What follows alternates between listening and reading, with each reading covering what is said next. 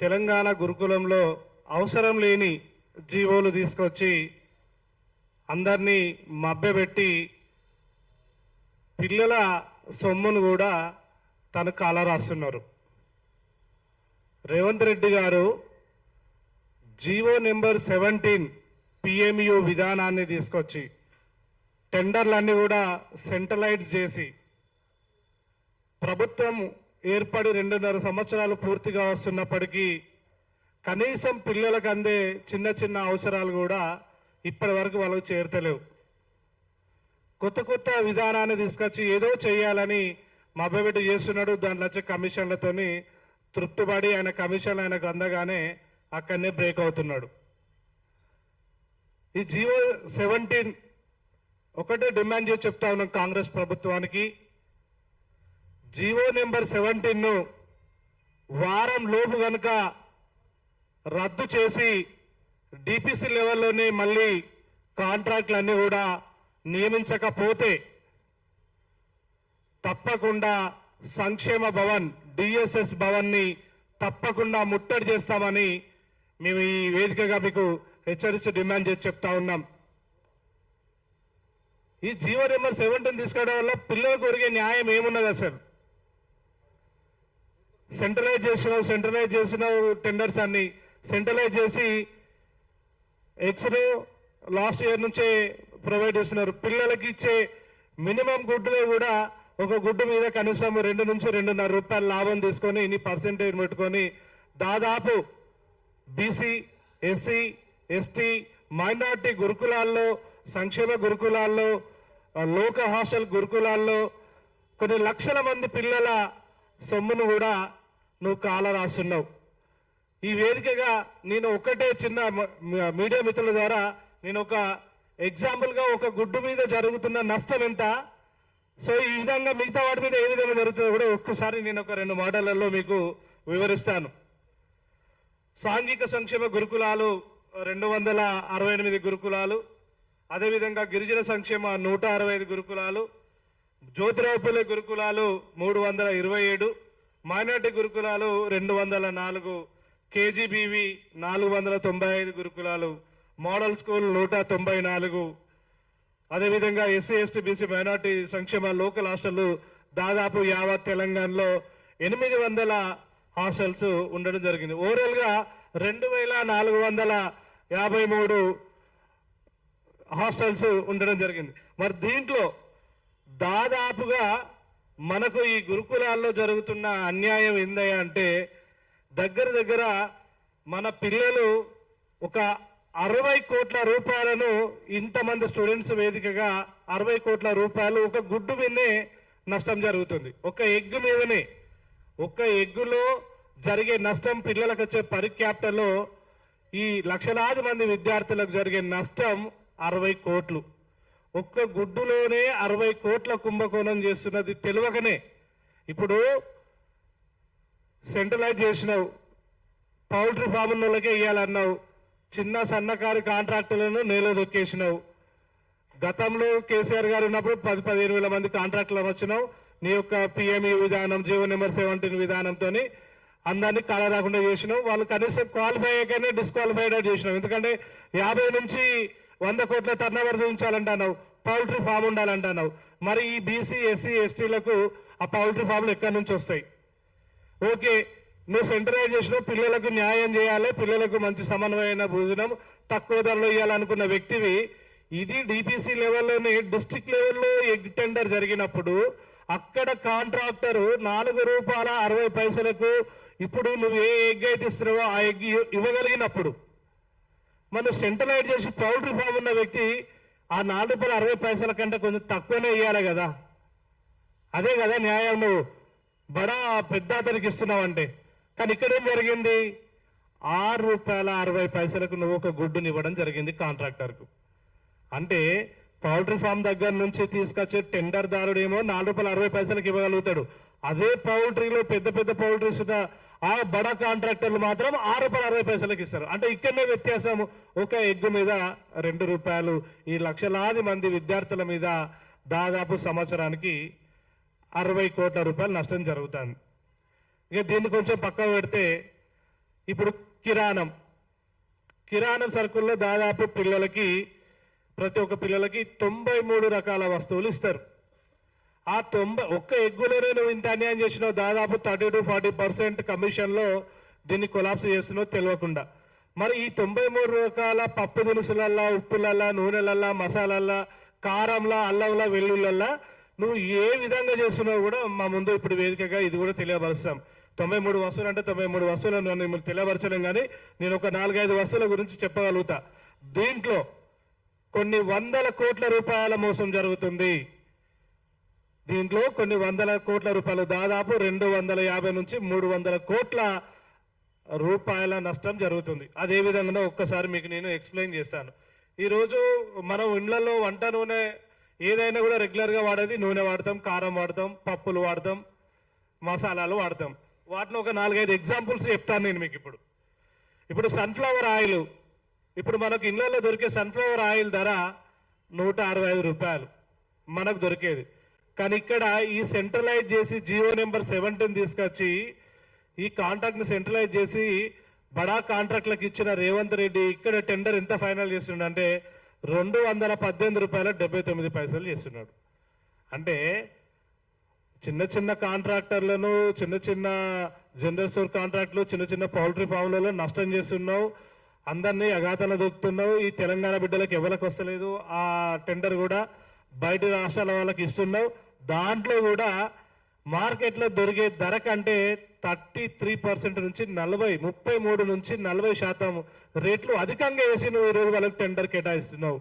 మరి దీనికోసమేనా నువ్వు సెంట్రలైజ్ చేసింది? ఈరోజు దీనికోసమేనా జియో నెంబర్ 17 తీసుకొచ్చింది?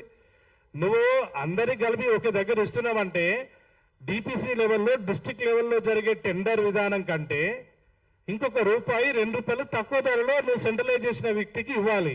కానీ నువ్వు కనీసం మార్కెట్లో ఉన్న ధర కంటే 30-40% ధరను అధిగమించి ఇవ్వడంలో వ్యత్యాసం ఏంది?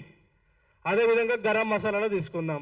ఇక్కడ ఒక కేజీకి వచ్చేసి 844 రూపాయలు ఈ టెండర్ ధర ఉంటే మనకు మార్కెట్లో దొరికేది 500 రూపాయలు దొరుకుతుంది. అంటే ఇక్కడ వ్యత్యాసం ఎంత? దాదాపు ఒక కేజీ మసాలాకి 344 రూపాయలు, దగ్గర 60% ఎక్కువ వేసింది ఇక్కడ. ఒకసారి దీన్ని కూడా ఆలోచించాలి తెలంగాణ ప్రజలారా. ఈ రేవంత్ రెడ్డి బూటకపు మోస పనులు ఏ విధంగా ఉన్నాయో. ఎవరన్నా జనరల్గా వెళ్తే మనం సన్ఫ్లవర్ ఆయిల్ వాడతాం, గోల్డ్ డ్రాప్ ఆయిల్ వాడతాం ఇళ్లలో మంచి నూనె వాడుకోవడానికి పిల్లలకు కూడా. ఇక్కడ విషయం ఏంటంటే ఫామ్ ఆయిల్ రేటు రెగ్యులర్ వాడే ఆయిల్ కంటే ఫామ్ ఆయిల్ వాడే రేటు చాలా అధికంగా చూపించడం జరుగుతుంది. ఫామ్ ఆయిల్ ఇప్పుడు మనకు ఒక కేజీ 144 రూపాయలకు దొరుకుతుంది. కానీ ఈ టెండర్ ధర 288 రూపాయల 12 పైసలు. అంటే దగ్గర ఒక కేజీ మిన్నే 143 రూపాయల అధికంగా. అంటే ఈ విధంగా చూసుకుంటా పోతే ఈ 93 వస్తువులల్లా దగ్గర 250 నుంచి 300 కోట్ల నష్టం జరుగుతుంది. ఇక మన అడ్లూరి లక్ష్మణ్ గారేమో మేము సెంట్రలైజ్ చేసి పిఎంఈ విధానాన్ని తీసుకొచ్చి మేము పిల్లలకు మంచి చేద్దాం అనుకుంటున్నాం అంటూ. ఏంటిది లక్ష్మణ్ గారు, నువ్వు చేసే మంచి ఇదేనా? మార్కెట్లో దొరికే ధరల కంటే ఎక్కువ ధరలు కేటాయించి మీ కమిషన్లు రాబట్టుకున్నాడైనా మీరు చేసే పని. అందుకోసమే చెప్తున్నా అడ్లూరి లక్ష్మణ్ గారికి, అదేవిధంగా ఈ రాష్ట్ర ముఖ్యమంత్రి వర్యులు రేవంత్ రెడ్డి గారికి మీరు తక్షణమే జీవో నెంబర్ 17 రద్దు చేయాలి. మీరు రద్దు చేయనట్లయితే తప్పకుండా సంక్షేమ భవన్ని ఈ వారంలోపు కనుక మీరు అది రద్దు చేయకపోతే సంక్షేమ భవన్ని ముట్టడించడం బరాబర్ ఖాయమని కూడా మీకు ఈ విధంగా తెలియజేస్తా ఉన్నాం. ఇక రేవంత్ రెడ్డి ఏదో ఒక షోకాస్ లెక్క ఏదో ఒక ప్రోగ్రాం చేయాలని ఎడ్యుకేషన్ కిట్ ఇస్తా అని అన్నాడు. మరి ఎడ్యుకేషన్ కిట్లో నువ్వు ఇప్పటివరకు ఎన్ని లక్షల మందిలో ఎంతమందికి ఇచ్చినావయ్యా? ఒక స్కూల్కు 500 నుంచి 600 మంది విద్యార్థులు ఉంటే మీరు మోడల్కి ఇస్తున్నామని ఒక 3 పిల్లలకి ఇస్తున్నారు ఎడ్యుకేషన్ కిట్.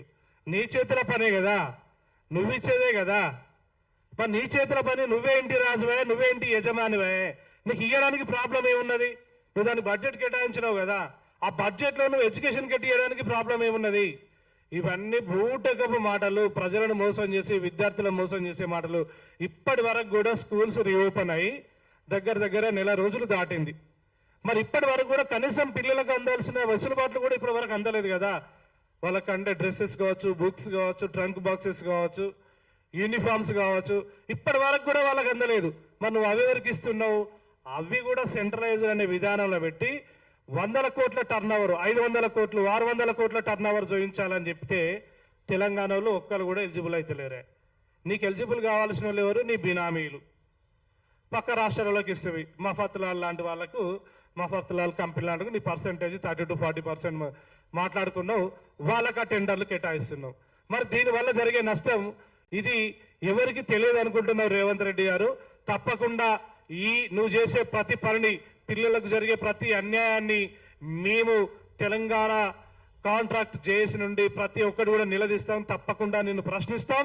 నువ్వు పని చేసే అంతవరకు కూడా నీ ఎంబడి పడతామని కూడా మేము ఈ విధంగా తెలియపరుస్తా ఉన్నాం.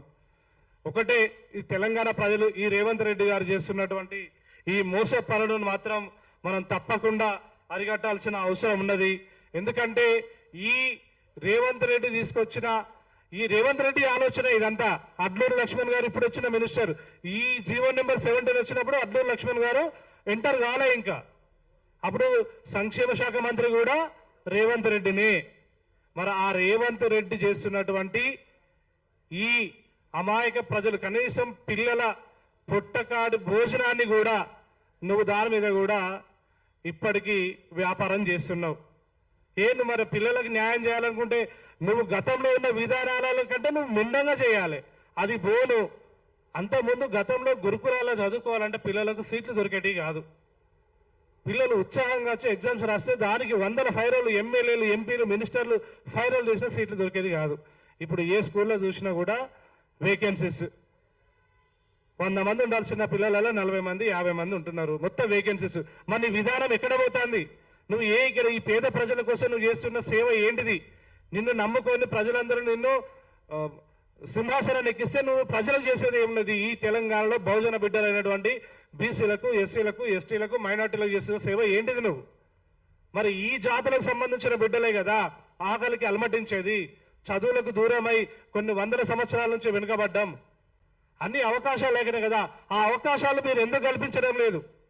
గతంలో ఇదే గురుకులంలో గౌల్దొడ్డి అనే క్యాంపస్ నుండి కొన్ని 100 మంది డాక్టర్ల పిల్లలు తయారైండ్రు, కొన్ని వేలాది మంది ఇంజనీర్లు తయారైండ్రు, దేశ విదేశాలకు వెళ్ళిండ్రు. మరి ఇప్పుడు ఏమైంది? ఆ పరిస్థితి ఎందుకు కనిపిస్తలేదు రేవంత్ రెడ్డి గారు? మీరు ఏం చేస్తున్నారు? అంటే ఈ పేదింటి బిడ్డలు చదువుకోవాల్సిన అవసరం ఏమున్నది? వీళ్ళకి ఇవన్నీ అవసరమా? ఈ వెసులుబాట్లని అన్ని కాల రాస్తున్నారు. అంతకుముందు బెస్ట్ స్టూడెంట్స్కి సివై క్యాంపస్ ఉండేది, ఆ క్యాంపస్లోనే కాల రాసిండ్రు. ఇప్పటి వరకు కూడా మీరు సీఎంగా వచ్చినప్పటి నుంచి మీ సంపాదన ఎట్లున్నది, మీ వ్యవస్థ ఎట్లున్నది, మీ బ్రదర్స్కి గన్మెన్లను పెట్టి వాళ్ళ యొక్క భూదందాలు ఎట్లున్నాయనే దాని మీదే నువ్వు కాన్సన్ట్రేషన్ చేసినావు తప్ప నువ్వు ఏ ఒక్కరికి కూడా నువ్వు న్యాయం చేసే విధానంలో పోతలేవు. ఇప్పటి వరకు కూడా నువ్వు ఇచ్చిన హామీలలో కూడా ఏ ఒక్క హామీ కూడా పర్ఫెక్ట్గా నెరవేరుస్తలేవు. ఇవన్నీ నువ్వు చేస్తున్నటువంటి దొంగ పనులు, ఈ లంగ పనులన్నీ ఇంతకుముందు ఈ గురుకులాల్లో జరుగుతున్నదని మీరంటే డాక్టర్ ఆర్ఎస్ ప్రవీణ్ కుమార్ గారికి పూర్తి అవగాహన ఉన్నది. ఎందుకంటే 9.5 సంవత్సరాలు డాక్టర్ ఆర్ఎస్ ప్రవీణ్ కుమార్ గారు గురుకులాల సెక్రటరీగా చేసిండ్రు. ఆయన గురుకులాల సెక్రటరీగా చేసి దీనిలో జరిగే అన్యాయాన్ని, దీనిలో పిల్లలకు జరిగే పరికట్టులకు వచ్చే బడ్జెట్ కాలరాసిపోతుందని ప్రశ్నిస్తే ఆయన యొక్క సెక్యూరిటీని తగ్గించే ఏర్పాటు చేస్తావు నువ్వు.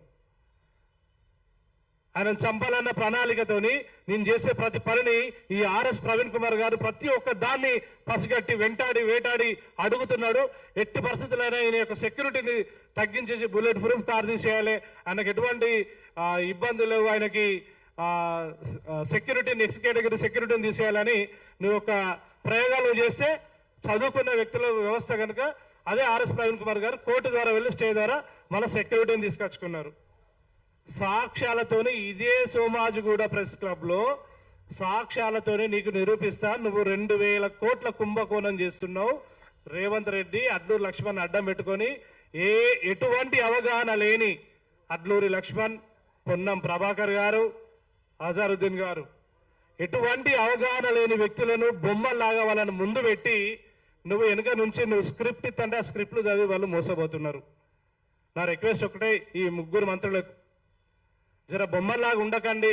మీకు వెనుక రేవంత్ రెడ్డి చేసే అన్యాయం మీకు తెలుస్తలేదు, ఆయన ప్రణాళిక మీకు అర్థమైతలేదు.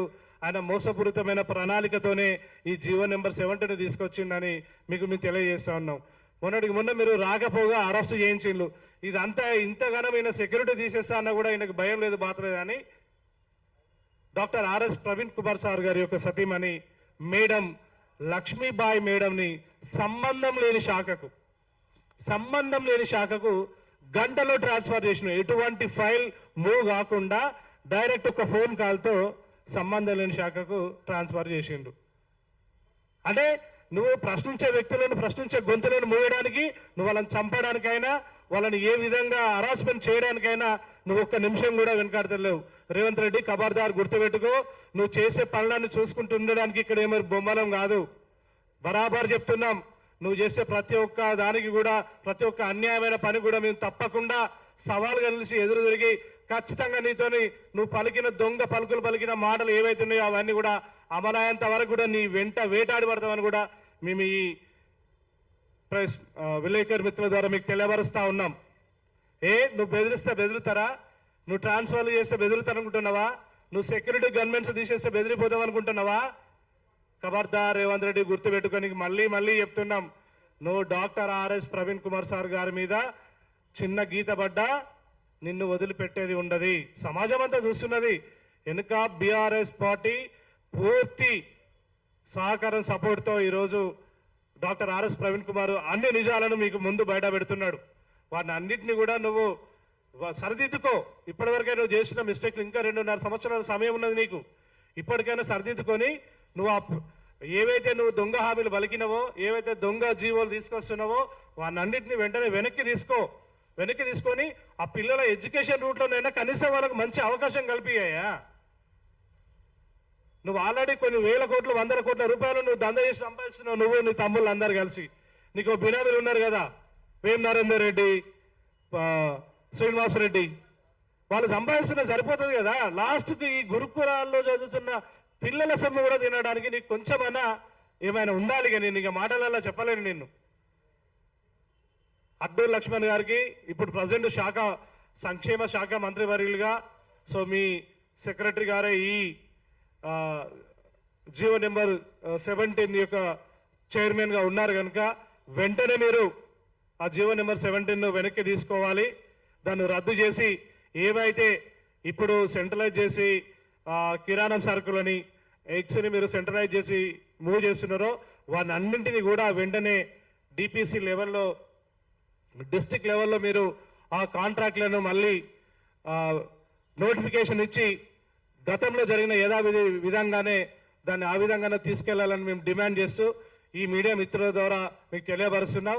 మళ్ళీ రిపీట్ చేస్తున్నాం మిత్రులారా, మీరు గనక దీన్ని గనక వెంటనే వెనక్కి తీసుకపోతే, పక్కా వారం లోపు కనుక చేయకపోతే నీ సంక్షేమ భవన్ని ముట్టడించడం ఖాయం. ఖబర్దార్, గుర్తుపెట్టుకోండి. లక్ష్మణ్, రేవంత్ రెడ్డి, పొన్నం ప్రభాకర్, అజారుద్దీన్ గారు. Thank you.